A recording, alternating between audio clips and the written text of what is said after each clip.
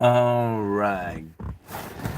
Good afternoon, everybody. Uneducated Economist here. So, in this video, I am going to kind of review a little bit of the Q&A session that took place after Jerome Powell's speech just 2 days ago. Now, it's very interesting some of the things he had to say within this speech because I believe that it falls very much in line with what it is that I think has taken place with the credible threat theory. Now, Jerome Powell had admitted that the low inflation that had taken place denied them the ability to have their monetary policy in the way that they normally would conduct themselves.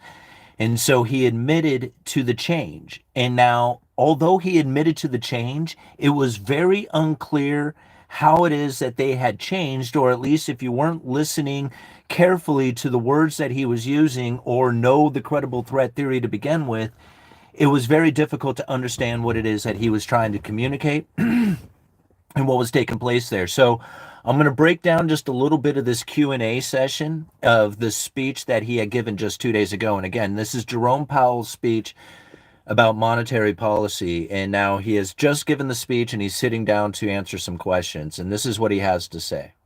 All right. Thanks for that. Before we get into the current conjuncture, This is the guy asking him the questions. Share about where you think the framework is going to land. It was nice to hear the parameters that you laid out, but is there anything more that you can say beyond what you just? Sure. So I said there are two things really. There's changes to the consensus statement, and then they're looking at really our post-meeting communications. We're going to look at those two things a lot. And as it relates to the consensus statement, which is also known as the statement on longer run goals and monetary policy, therefore it needed a shorter name. Okay. So it's already like it's kind of unclear what it is that he's talking about. The consensus statement is the monetary policy on long run. Here, let me read it. This is always so confusing. This is the reason why they shortened it up to the consensus statement. But let me bring it up here real quick. It is, oops, in the wrong spot there. That's where it's at. There we go. Oops.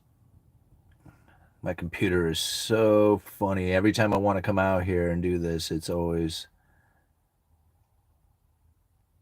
There we go. It's called the Statement on Long-Run Goals and Monetary Policy Strategies. Now, this is the consensus statement that he is talking about.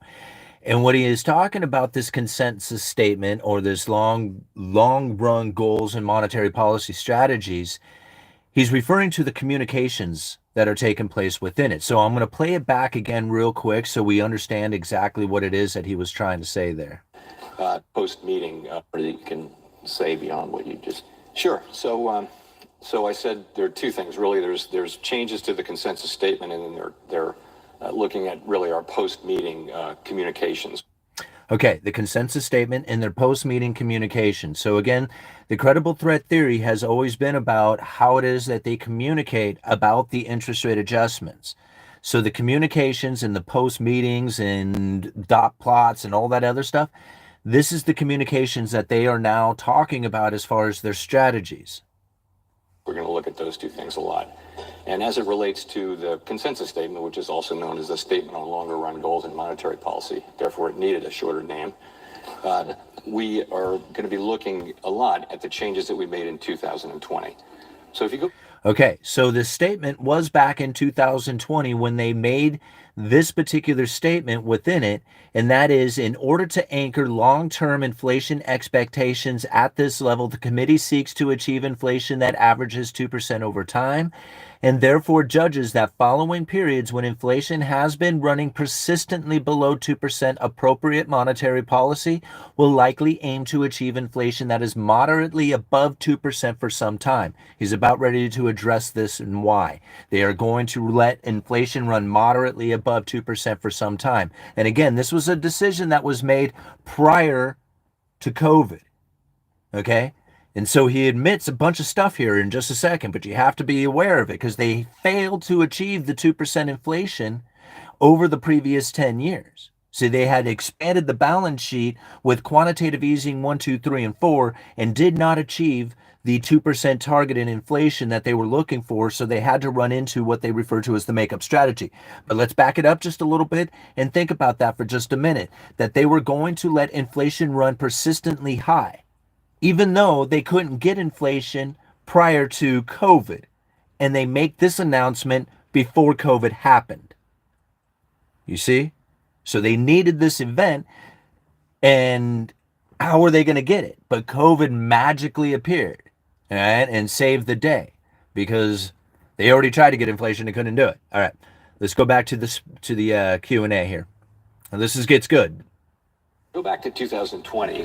What we had was we'd been at the effective lower bound for 7 years. We never got rates above 2%. We were right for all those years. They were at the lower bound, could not get their Fed funds rate above 2% because the inflation never came enough for them to actually raise rates. There was no inflation. The Fed should be printing. Remember, that was Trump. That's me imitating Trump. Sorry, guys. Okay, let's move on. We were at 1.5% when the pandemic hit. And the feeling very much was that if even a mild downturn came, we'd be back to the effective lower bound, maybe again for years on end.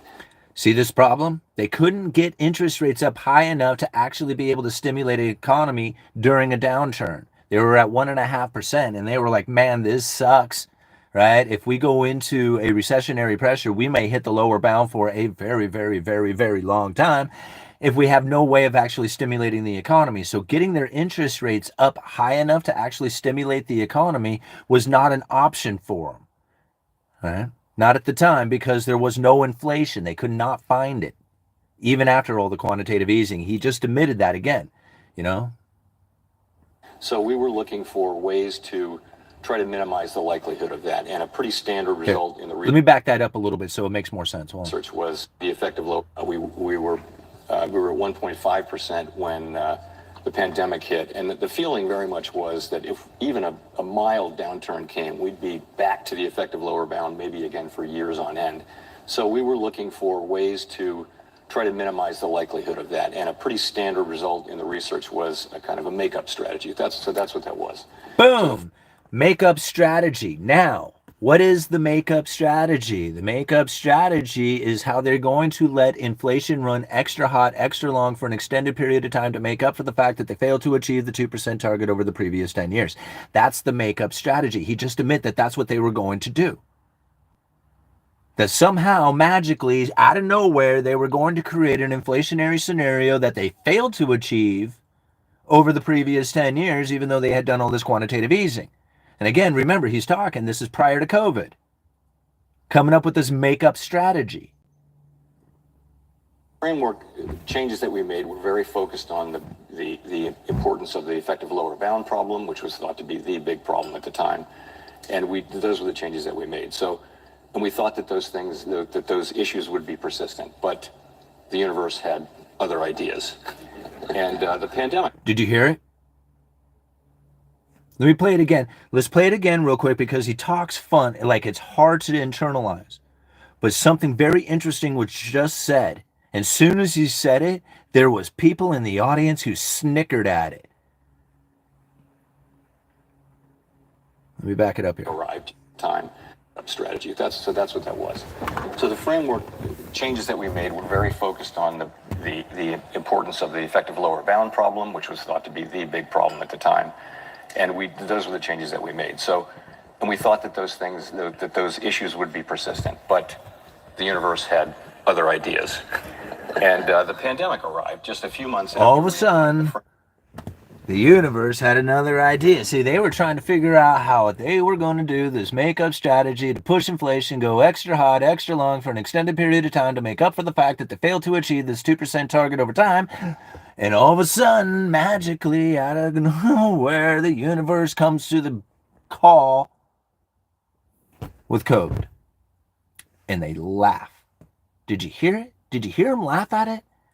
Now they got a reason to create an inflationary scenario. Now they created, I'm sorry, they didn't create. Now an inflation scenario is on the horizon. Okay, let me back it up again so we can hear it, because once you understand it, once you see it, you can't unsee it. So if this is the first time you're getting this information, you're diving down a rabbit hole that nobody else is going to explain to you. This is going down right now. Listen.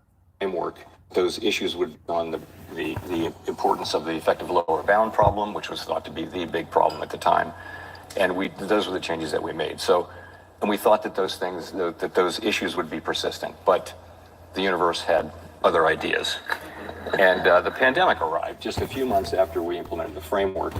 And see, the pandemic came along a few months after they implemented this framework where they were going to allow inflation to go extra hot, extra long for an extended period of time, even though they failed to do it for the previous 10 years. Like they say about this 2% target, and I love this when people talk about a 2% target, considering that the Federal Reserve has had a 2% target since 2012 and never once ever have they ever been able to maintain or achieve a 2% target. I don't know why in the world people would think they would be able to do it now. Anyway, continuing on. Change the whole mixture, and effectively the idea of an overshoot, of a modest overshoot or moderate overshoot of inflation really became irrelevant, and we were back to the regular framework. And okay, now, right there, I think that was probably one of the most interesting statements that would probably throw most people off the path. I'm going to play it again so that we can hear it, because it really does. It's very, how do I say it, like a misleading statement. So let me play it again. We did what we and the pandemic arrived just a few months after we implemented the framework and really changed the whole mixture. And effectively the idea of an overshoot, of a modest overshoot or moderate overshoot of inflation really became irrelevant. And we okay, the idea of doing a moderate overshoot or a modest overshoot or whatever became irrelevant. Like they weren't doing it. See, no. That's not the case. See, they didn't have to try and push for one or create one or make one happen. It was happening. Their idea of creating one, no, the environment was there, right? So they didn't have to have a policy that created a situation in which that inflation would be moderately above 2%. That was irrelevant. They didn't need to create that situation. That situation was occurring, right? And so they could go back to their framework and the way that they conducted themselves by telling everybody, yo, we're going for a 2% target, and then actually attempt to do it. But they weren't actually trying to attempt to get to a 2% target, considering they're actually going for a moderately above 2% for some time, going from their own statement on monetary policy strategies, their consensus statement, his own consensus statement, right? Very important to understand it in this fashion. Because most people will look at this and listen to it and think, okay, so they went back to their normal framework. No, not back to the normal framework. They're conducting themselves in the way that they would be in their normal framework, because they don't have to conduct themselves in a way that creates an inflationary scenario, considering the inflationary scenario existed. That's why he's saying it in like that. So let me play it back again so you can hear it, and then that way you can judge it for yourself. We're back to the idea of an overshoot.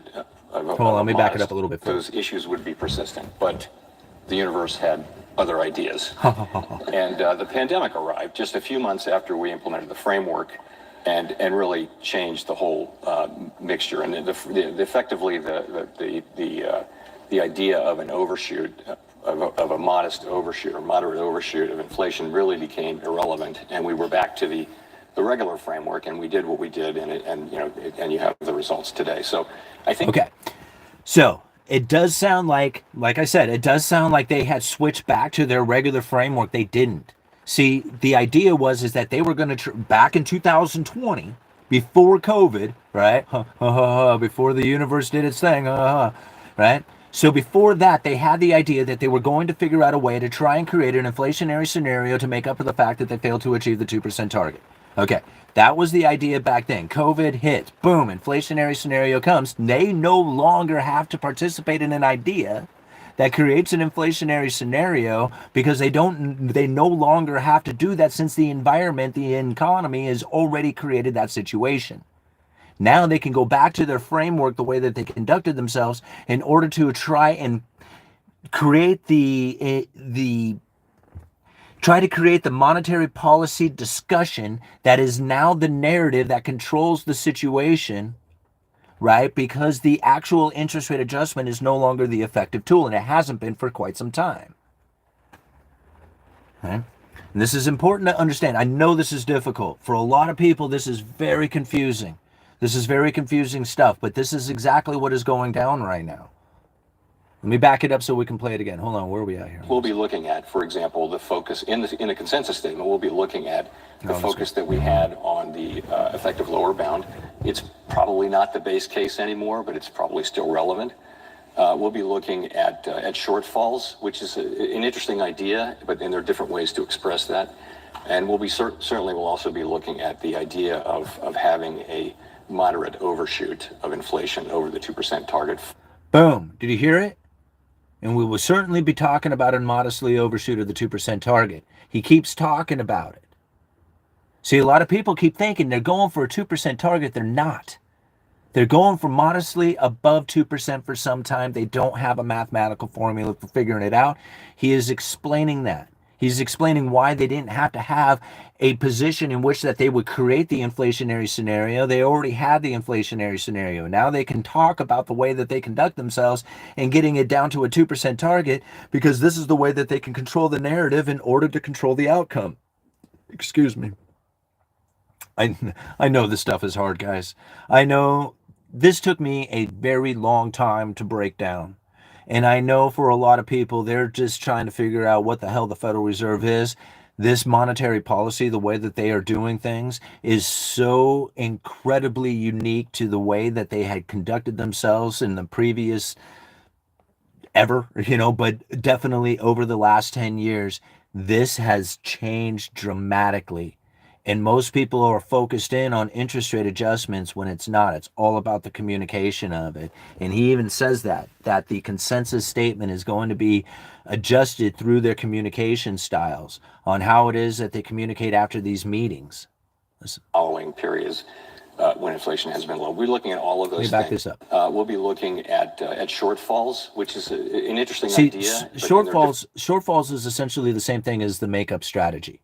Right? So if you fall too low from inflation, you got to go over, or too far below the target 2% target, then you have to make up for so that the long run average inflation is 2%. Ways to express that. And we'll be certainly will also be looking at the idea of having a moderate overshoot of inflation over the 2% target following periods when inflation has been low. We're looking at all of those things, and again, I expect to be done by the end of the summer. Okay. And they expect to be done by the end of the summer, and this is when the new statement will come out. So when he's talking about they'll be done at the end of summer, he is talking about that statement on long-run goals and monetary policy strategies. Now, something else I want to share with you first before I let you guys go, because I'm not going to sit out here too much longer. We're 18 minutes into it. Okay, we still got a little bit of time. But before I let you guys go, I just want to share this with you, because this was the speech that he had just given yesterday.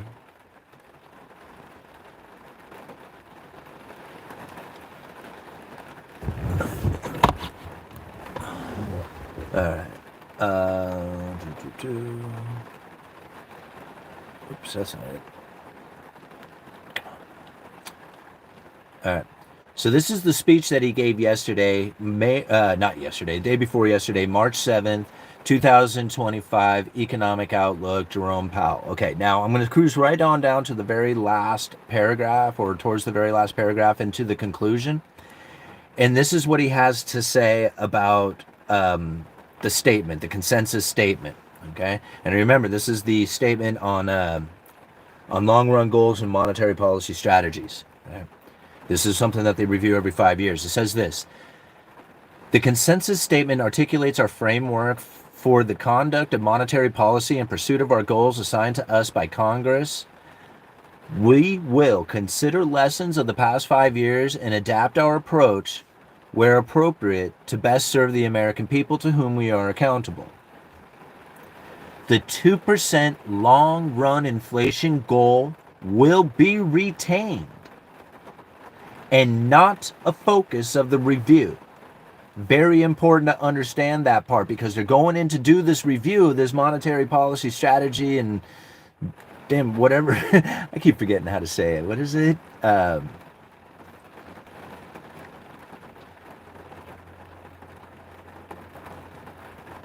always forget what the damn thing is. The statement on long run, or the consensus statement. And I need to line these things up better so I can share it with you better. But there we go. But that statement, right? The 2% goal is not going to be part of the review. And what does it say about that? In order to anchor long-term inflation expectation at this level, the committee seeks to achieve inflation that averages 2% over time, and therefore judges that following periods when inflation has been running persistently below 2%, appropriate monetary policy will likely aim to achieve inflation that is moderately above 2% for some time. He reiterated that it is going to continue onward. The moderately above 2% for some time. It's the makeup strategy. He wouldn't have been talking about it if they weren't planning on doing it into the future. Okay? And remember, they can control the outcome by the narrative. The action can be the same, but the outcome can end up being differently depending on how it is that they deliver the message. And again, this is coming directly from the makeup strategy itself. There is a document out there called the makeup strategy. Okay. Oops. Let me bring that one up.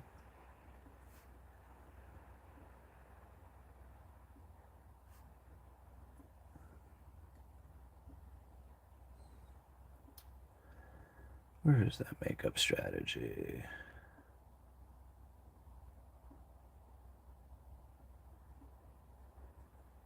Oh, no, that's the Federal Reserve speech, isn't it?